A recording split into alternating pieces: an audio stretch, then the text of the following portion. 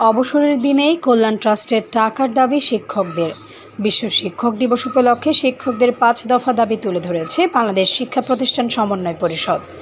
শনিবার সকালে জাতীয় প্রেস ক্লাবের জহুর হোসেন চৌধুরী হলে চলমান শিক্ষা ব্যবস্থার সংকট উত্তরণে করণীয় শীর্ষক এক জাতীয় সেমিনারে এসব দাবি জানানো হয়। মূল দাবির মধ্যে ছিল, শিক্ষার মান যদি তলানিত হয় তাহলে আমাদের জাতির, আমাদের নাগরিকদের, দেশের উত্থান উপরের দিকে হইতে পারে না, নিশ্চয়ই তলানের দিকে হবে। কাজে আমাদের টিকে থাকতে হবে, দেশকে টিকাতে হবে, টিকাতে হলে শিক্ষাকে টিকাতে হবে। মতিঝিলের টি&টি কলেজের অধ্যক্ষ অধ্যাপক মোহাম্মদ নূর হোসেনের সভাপতিত্বে অনুষ্ঠানের প্রধান অতিথি ছিলেন জিয়া পরিষদের সিনিয়র সহসভাপতি ও তেজিয়া কলেজের সাবেক অধ্যক্ষ অধ্যাপক ডক্টর মোহাম্মদ শফিকুল ইসলাম। বক্তব্য দেন জাতীয়তাবাদী সাংস্কৃতিক জোটের মহাসচিব Rafiqul Islam, Motijheel ideal school and কলেজের সহকারী অধ্যাপক রুমানা শাহিন শেফা, উলামা দলের কেন্দ্রীয় নেতা হাফিজ মোহাম্মদ আব্দুর রহিম ও কবি লিলি হক। সেমিনারে মূল প্রবন্ধ উপস্থাপন করেন কুমিল্লার দাউদকান্দি উপজেলার বরকোটা কলেজের সাবেক অধ্যক্ষ মোহাম্মদ শফিকুল ইসলাম। প্রধান অতিথির বক্তব্যে অধ্যাপক শফিকুল ইসলাম বলেন, অবসরের পরে একজন শিক্ষক 3 থেকে 4 বছর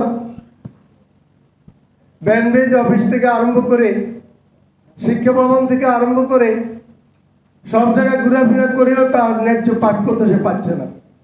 এটা জাতির জন্য লজ্জাস্কর এবং দুঃখজনক। এটা তো হতে পারে না। একজন শিক্ষক অবসরে যাবেন, তাকে সম্বর্ধনা দেওয়া হবে, তার অবসর ভাতা সহ আরম্ভ করে যা প্রাপ্য তার হাতে চেকের সাথে বুঝিয়ে দেবে।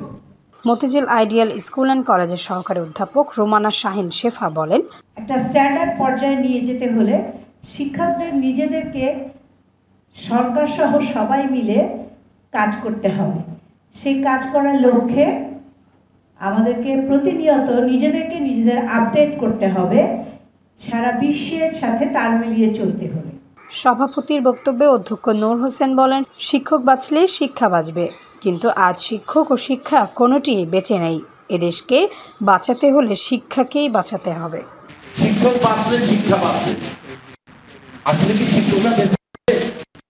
শিক্ষা কি বেঁচে আছে? কোনোটাই বেঁচে নেই।